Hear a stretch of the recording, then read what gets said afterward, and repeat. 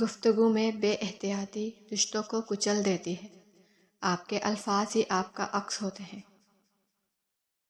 دھوکہ بھی بادام کی طرح ہے، جتنا کھاؤ اتنی عقل آتی ہے۔ بد نگاہی ایسا گناہ ہے جو عبادت کی لذت چھین لیتا ہے۔ ہمیشہ ان لوگوں سے ڈرو جو اپنا معاملہ اللہ پر چھوڑ دینے والے ہوں۔ انسان کو اپنے اندر جھانکنا آ جائے تو وہ دوسروں کے احساسات کو سمجھنے کے قابل ہو جاتا ہے۔ ہر چیز کا صدقہ ہوتا ہے، اور ظرف کا صدقہ یہ ہے کہ کم ظرف لوگوں کو نظر انداز کر دیا جائے۔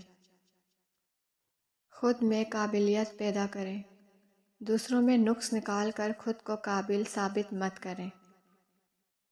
تمہاری اولاد وہ نہیں سیکھے گی جو تم کہتے ہو، بلکہ وہ کرے گی جو تم خود کرو گے۔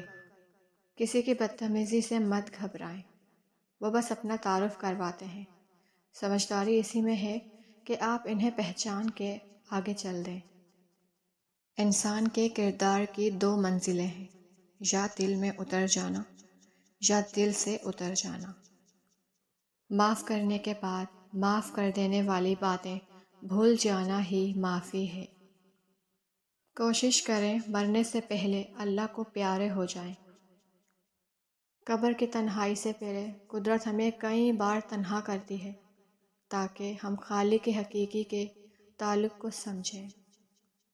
یہ تلخ حقیقت ہے کہ آپ کی بات کو توجہ آپ کی حیثیت دیکھ کے ملتی ہے۔ سیدھے راستے اور سیدھے لوگ اکثر لوگوں کو پسند نہیں آتے۔ اپنے الفاظوں پہ غور کریں، یہ کسی کے لیے زخم تو نہیں بن رہے؟ ہم انسان بھی خدا کی عجیب تخلیق ہیں۔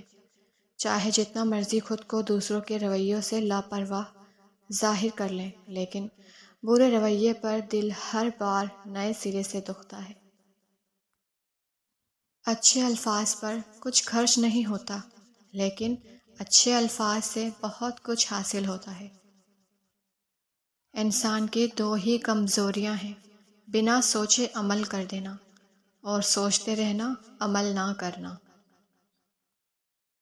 برا وقت بہت شفاف آئینہ ہے جو بہت سارے چہرے واضح کر دیتا ہے، اور اچھا وقت بادلوں کی طرح ہے جو سورج کی تپش تک کو روک دیتا ہے۔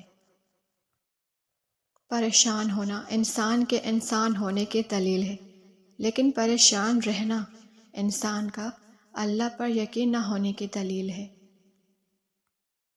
کوئی مانے یا نہ مانے، زندگی میں دو ہی اپنے ہوتے ہیں، ایک خود اور دوسرا آپ کا خدا۔ زندگی برف کی طرح ہوتی ہے، نیک کاموں میں گزارو ورنہ پگھل تو رہی ہے، ختم بھی ہو جائے گی۔ حضرت علی رضی اللہ تعالی عنہ نے فرمایا کہ جب کسی کی سچی محبت معلوم کرنی ہو تو اس کے غصے میں اپنے لیے الفاظ اور جذبات دیکھو۔